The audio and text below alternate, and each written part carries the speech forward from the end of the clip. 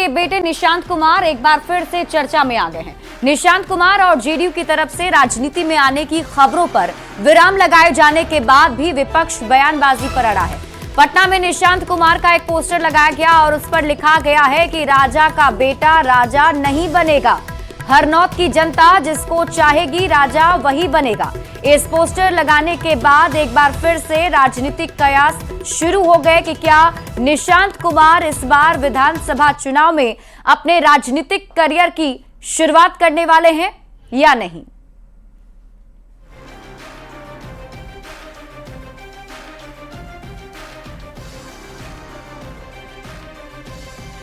नीतीश कुमार के बेटे निशांत कुमार की क्या राजनीति में एंट्री होगी, इस बात का लगातार कयास लगाया जा रहा है। और इसी बीच राजधानी पटना में निशांत कुमार का एक पोस्टर लगा दिया गया है। हालांकि ये पोस्टर कांग्रेस की तरफ से लगाया गया है और कहीं ना कहीं कटाक्ष भी किया गया है। इसमें लिखा गया है कि राजा का बेटा राजा नहीं बनेगा, हरनौत की जनता जिसको चाहेगा राजा वही बनेगा। आपको बता दें कि पिछले दिनों से लगातार निशांत कुमार की राजनीति में एंट्री को लेकर जो कौतूहल है, जो बातचीत है, वो जारी है। उम्मीद की जा रही है कि इस बार विधानसभा चुनाव में निशांत कुमार की एंट्री हो सकती है। पिछले दिनों निशांत कुमार ने अपने पिता यानी बिहार के मुख्यमंत्री नीतीश कुमार के मद्देनजर एक बयान दिया था। उन्होंने कहा था कि मुख्यमंत्री नीतीश कुमार ने बेहतरीन काम किया है। उनके दादा स्वतंत्रता सेनानी थे और तब से इस विषय पर चर्चा शुरू हो गई है कि निशांत कुमार क्या राजनीति में सक्रिय हो सकते हैं, क्या राजनीति में वो एंट्री मार सकते हैं। और इसी बीच राजधानी पटना में ये जो पोस्टर है वो इस बात पर और जो सवाल है वो उठाता हुआ नजर आ रहा है। कांग्रेस की तरफ से ये पोस्टर लगाया गया है क्योंकि चर्चा ये भी थी कि मुख्यमंत्री के बेटे निशांत कुमार हरनौत से चुनाव लड़ सकते हैं और ऐसे में हरनौत की तरफ से जो कांग्रेस के प्रत्याशी अपने आप को भावी उम्मीदवार बता रहे हैं, उन्होंने ये पोस्टर लगाया है और साफ तौर पे कहा है कि राजा का बेटा राजा नहीं बनेगा, हरनौत की जनता जिसको चाहेगा राजा वही बनेगा। यानी एक बार फिर से निशांत कुमार के राजनीति में सक्रिय होने पर जो बातचीत है वो शुरू हो गई है। हालांकि बार बार कही जा रही है कि निशांत कुमार पॉलिटिक्स में नहीं आएंगे, इसके पहले भी वो कभी चुनाव नहीं लड़े हैं। लेकिन पिछले दिनों से जिस तरीके से जो बात उठ रही है, क्योंकि उन्होंने पहली बार अपने पिता के मद्देनजर एक पॉलिटिकल बयान दिया था। उन्होंने कहा था कि मुख्यमंत्री नीतीश कुमार बिहार के लिए बेहतरीन काम कर रहे हैं, बिहार की जनता उन्हें ही वोट दे। तब से ये बातचीत शुरू हुई। इस माध्यम से साफ तौर पर यह बताने की कोशिश की जा रही है कि शायद भविष्य में मुख्यमंत्री के बेटे निशांत कुमार हरनौत से चुनाव भी लड़ सकते हैं, क्योंकि कांग्रेस की तरफ से कहीं ना कहीं उन पर कटाक्ष किया गया है। विनीता मिश्रा, न्यूज़ 18 पटना। तो राजा का बेटा राजा नहीं बनेगा से नीतीश कुमार के बेटे निशांत कुमार के विरोध में लगे पोस्टर को लेकर सियासत गर्मा गई है। बीजेपी और जेडीयू ने कांग्रेस पर तंज कसा है। एनडीए नेताओं ने कहा कि निशांत के नीतीश कुमार के बेटे को लेकर अफवाह फैलाने का आरोप लगाया गया है। वो हर तरफ हरियाली दिखती है, जो परिवारवाद में सिर से पांव तक डूबा है उसे हर तरफ परिवारवाद दिखता है। राजद और कांग्रेस जैसी परिवारवादी पार्टियों को सभी परिवारवादी दिखते हैं। माननीय मुख्यमंत्री श्री नीतीश कुमार जी पिछले कई दशकों से सक्रिय राजनीति में हैं। वे पिछले कई वर्षों से जदयू के राष्ट्रीय अध्यक्ष भी हैं। वे चाहते तो परिवार के किसी भी सदस्य को टिकट देकर चुनाव जिता सकते थे, लेकिन उन्होंने ऐसा नहीं किया क्योंकि वे परिवारवाद से कोसों दूर हैं। अब लोग बेवजह अफवाह फैला रहे हैं कि माननीय मुख्यमंत्री जी के पुत्र निशांत कुमार राजनीति में पदार्पण कर रहे हैं। देखिए, हमारे देश में डेमोक्रेटिक और रिपब्लिक व्यवस्था है और देश का संविधान प्रत्येक नागरिक को ये पूरी तरह से अधिकार देता है कि वो अपने बारे में वो निर्णय कर सके कि उन्हें क्या करना है। लेकिन फिर भी जो बातें आ रही हैं, जिस तरह के पोस्टर और बैनर की राजनीति, नकारात्मक राजनीति हो रही है ना, तो उसमें मैं यही कहूंगी कि हमारी पार्टी की तरफ से और हमारे आदरणीय नेता की तरफ से ऐसा कहीं कोई भी ऑफिशियल बयान नहीं है। लेकिन बोल कौन रहा है, सवाल ये है। बोल रहा है कांग्रेस, जो स्वयं वंशवादी राजनीति में आकंठ तक डूबा हुआ है। बिहार कांग्रेस के अध्यक्ष अखिलेश प्रसाद सिंह ने बिहार चुनाव में महागठबंधन की जीत का दावा किया है। अखिलेश सिंह ने कहा है कि दिल्ली चुनाव का कोई भी असर बिहार चुनाव में होने वाला नहीं है। तारिक अनवर के कांग्रेस नेतृत्व और महागठबंधन पर उठाए गए सवाल पर भी उन्होंने इशारों में नसीहत भी दे डाली। अखिलेश सिंह ने कहा कि इंडी गठबंधन के पहले से बिहार में महागठबंधन बना हुआ है। तारिक अनवर भी उसी गठबंधन से चुनाव लड़कर सांसद बने। प्रशासन है उनका जो कुछ भी है, मैं उस पर कोई व्यक्तिगत टिप्पणी नहीं करना चाहता, लेकिन बिहार के लोग अच्छी तरह से जानते हैं और उनके कुशासन से मुक्ति चाहते हैं, तो उसमें और कोई है नहीं। तो निश्चित रूप से हम लोग के गठबंधन के सरकार बनेगी और लोग चाहते भी हैं। नेता तारिक अनवर कह रहे हैं कि गठबंधन में जाएंगे कि अकेले जाएंगे स्पष्ट होना चाहिए, और संगठन में बदलाव की बात वो कह रहे हैं। पता नहीं वो किस संदर्भ में कहे हैं, लेकिन बिहार में जो इंडिया गठबंधन यहाँ बना लोकसभा चुनाव में, उसके पहले से एक मजबूत गठबंधन बिहार में है और उसी गठबंधन में आदरणीय तारिक साहब भी चुनाव लड़के आए हैं। दिल्ली विधानसभा चुनाव में कांग्रेस की लगातार तीसरी बार करारी हार के बाद कांग्रेस सांसद तारिक अनवर के अपने ही पार्टी पर सवाल उठाने पर बिहार की राजनीति गर्मा गई है। सांसद तारिक अनवर के संसदीय क्षेत्र के कांग्रेस नेता कांग्रेसी गठबंधन को लेकर क्या चाहते हैं, इस पर उन लोगों से बातचीत की है न्यूज 18 संवाददाता सुब्रत ने। दिग्गज नेता सह कटिहार सांसद तारिक अनवर सोशल मीडिया में एक पोस्ट करके बिहार की राजनीति नहीं देश की राजनीति में भी खलबली मचा दी है। दरअसल वो अपने ही पार्टी से राजनीतिक रणनीति स्पष्ट करने की बात कर रहे हैं। ये इशारा कहीं ना कहीं राजद के लिए हैरान करने वाला है। बात करते हैं कटिहार के जो संसदीय क्षेत्र है, तारिक अनवर को जानने वाले समझने वाले लोग हैं और तारिक अनवर के इस पोस्ट का क्या मायने है, इस पर कटिहार के कांग्रेसियों से बात करते हैं। कैसे देखते हैं तारिक अनवर के इस पोस्ट को, कैसे देख रहे हैं आप लोग, क्या समझते हैं? कटिहार के लोकप्रिय सांसद तारिक अनवर साहब ने बिल्कुल सही एक्स पर लिखा है। उन्होंने जो लिखा वो कटिहार ही नहीं पूरे बिहार की कांग्रेसियों की आवाज़ बन के लिखा है। कांग्रेस को ये तय करना होगा कि आगे आने वाले दिनों में वो बैसाखी पर कितनी देर तक और कितनी दूर तक चल पाएगी।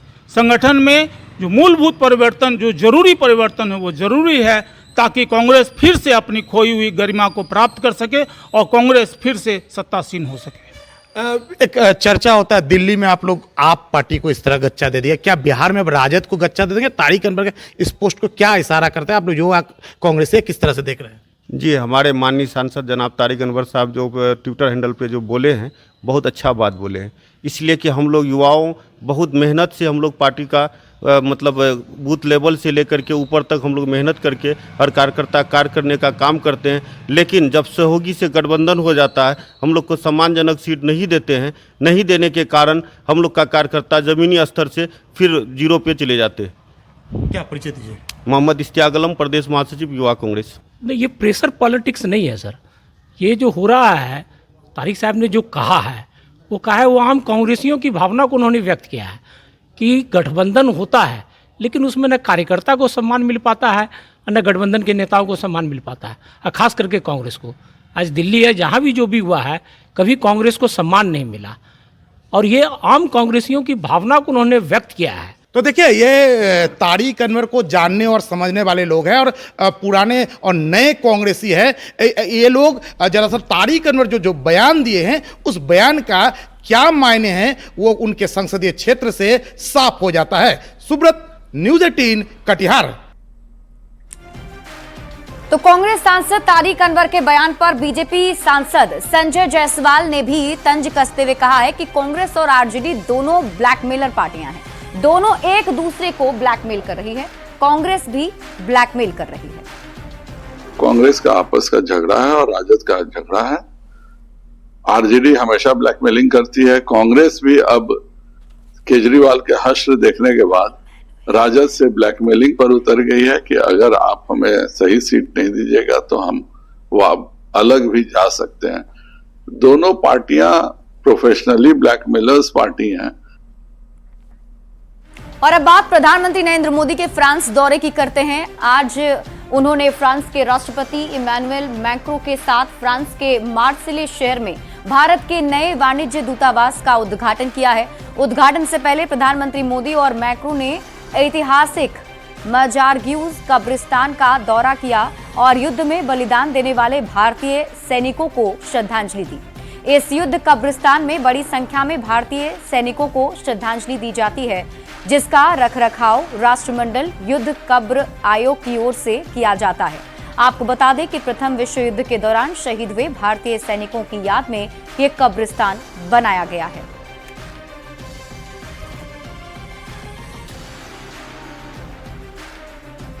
डिप्टी सीएम सम्राट चौधरी ने एक बार फिर से कांग्रेस और सोनिया गांधी पर जोरदार हमला बोला है। सम्राट चौधरी ने सोनिया गांधी के बयान पर तीखी प्रतिक्रिया दी। कहा कि गांधी परिवार के लोग सत्ता में नहीं हैं, इसलिए उनकी पीड़ा झलकती है। पीएम मोदी उनके परिवार के नहीं हैं, यही उनकी पीड़ा है।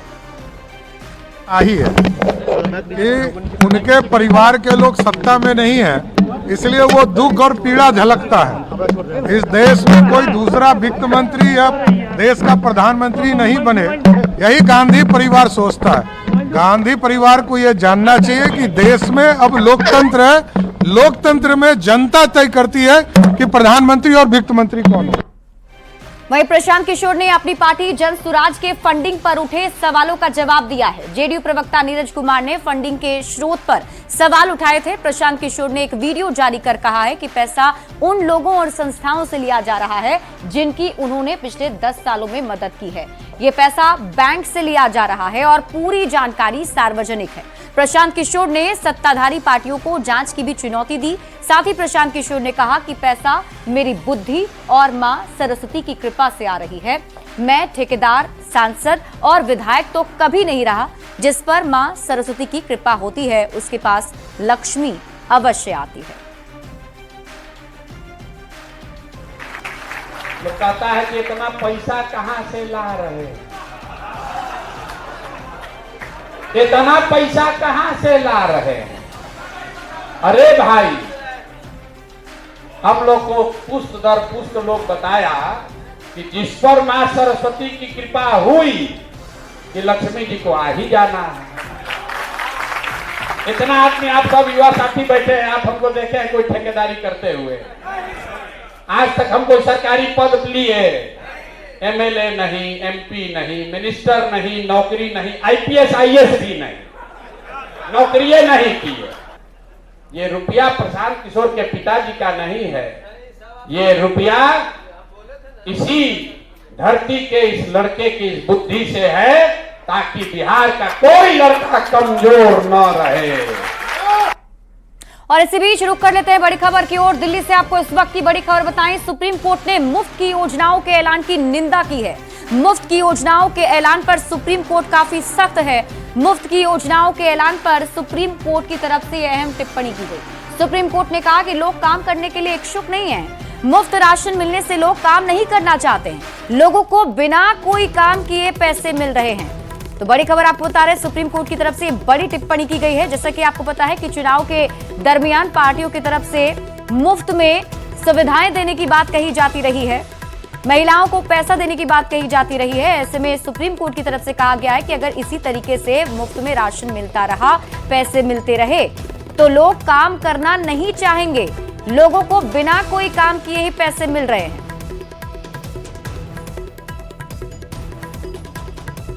बढ़ते आगे, पटना में संत रविदास की जयंती पर बापू सभागार में कार्यक्रम का आयोजन किया गया, जिसमें सीएम नीतीश कुमार के साथ ही दोनों डिप्टी सीएम सम्राट चौधरी और विजय सिन्हा सहित कई मंत्री और नेता भी शामिल हुए। अनुसूचित जाति जनजाति कल्याण विभाग ने कार्यक्रम का आयोजन किया है और इस मौके पर सीएम सहित सभी नेताओं ने संत रविदास की जयंती पर उन्हें नमन किया है। कुछ भी ये काम किया जा रहा है संत शिरोमणि रविदास जी का, तो उनका जयंती समारोह के कार्यक्रम का आयोजन किया गया है। संत रविदास ने समाज में जातिवाद, भेदभाव और छुआछूत के खिलाफ आवाज उठाई तथा समाज में समानता एवं भाईचारे का संदेश किया था। ऐसे महान संत के योगदान को कभी भुलाया नहीं जा सकता। और पटना के बापू सभागार में विकास मित्रों का क्षमता संवर्धन कार्यक्रम में शिक्षा विभाग के एसीएस एस सिद्धार्थ ने अभिभावकों और टोला सेवकों से अपील करते हुए कहा है कि हर बच्चे को स्कूल पहुंचाया जाए और ये भी कहा कि स्कूलों में आयोजित पेरेंट्स टीचर मीटिंग में जरूर भाग लें, ताकि बच्चे क्या पढ़ाई करते हैं और क्या कमी है ये आपको पता चल सकेगा। उन्होंने साफ कहा कि स्कूल में पहुंचाने का सिर्फ मकसद नहीं है, बल्कि गुणवत्तापूर्ण पढ़ाई पर भी फोकस करना है। इन सबों को यह दायित्व है कि हर बच्चा को पकड़ के स्कूल लाया जाए और पढ़ाई किया जाए। और साथ ही साथ हमारे जो स्थानीय ग्रामीण अभिभावक हैं, उनका भी यह दायित्व है कि समय समय पर जो स्कूल में मीटिंग होती है, पेरेंट टीचर्स मीटिंग, वहां पे जाएं, अभिभावक जाएं और अपने टीचर से बात करें, शिक्षक से बात करें कि उनका बच्चा कैसे पढ़ रहा है। केवल स्कूल जाना ही महत्वपूर्ण नहीं है, गुणवत्ता शिक्षा प्राप्त करना भी महत्वपूर्ण है। और बड़ी खबर आपको सासाराम से बताते हैं, जहां शिव सागर थाना क्षेत्र के घोरघट के पास NH1 पर बोलेरो और ट्रक में टक्कर हो गई, जिसमें महाकुंभ से लौट रहे बोलेरो सवार 2 महिला यात्री की मौत हो गई है। वहीं 7 लोग घायल बताए जा रहे हैं। सभी घायलों को इलाज के लिए सासाराम के सदर अस्पताल लाया गया है, जिसमें 6 लोगों को बेहतर इलाज के लिए वाराणसी रेफर कर दिया गया। बताया जा रहा है कि पश्चिम बंगाल के 24 परगना जिला के तिरोंगा के रहने वाले लोग महाकुंभ से लौट रहे थे, उसी दौरान हादसा हो गया। मृतक की पहचान जीतू दास और लक्ष्मी चक्रवर्ती के रूप में की गई है। आ रही है, हाँ, नानी गया था कुंभ मेला, हाँ, तो रिटर्न करने पर है, हाँ, बिहार में टोल है ना, हाँ, मुझे टोल है ना, हाँ, टोल का बाद एक्सीडेंट हुआ था। कहाँ से आ रहे हैं आप लोग? कलकत्ता से। कहाँ जा रहे थे? गया था कुंभ मेला, हाँ, कुंभ मेला में स्नान करते गया था। अच्छा, कितने लोग गाड़ी में थे आप लोग? 10। अच्छा, 10 आदमी थे। कहाँ से आ रहे? गाँव कहाँ है आप लोग का? कलकत्ता, उत्तर 24 परगना, नॉर्थ 24 परगना देगंगा। गांव का नाम? बदर कोलापुर। सर, मुझसे लोग वापस आ रहे थे, वेस्ट बंगाल के लोग हैं, और इनका एक स्कॉर्पियो गाड़ी नेशनल हाईवे पे दुर्घटनाग्रस्त हो गया। उसमें 2 लोगों को लाया गया हॉस्पिटल में, यहाँ पे सदर अस्पताल सासाराम में, लेकिन यहाँ पे आते हुए 2 लोग का स्पॉट डेथ हो गया था, इसलिए उनकी इलाज नहीं करवा सकी। जो लोग 2 लोग और गंभीर रूप से थे, उनकी यहाँ पे ट्रीटमेंट किया गया है, लेकिन यहाँ पे ट्रीटमेंट से उनका संभव नहीं था इलाज, उनको बड़े अस्पताल में रेफर कर दिया गया है। और फिलहाल इस बुलेटिन में अभी के लिए बस इतना ही। आप देखते रहिए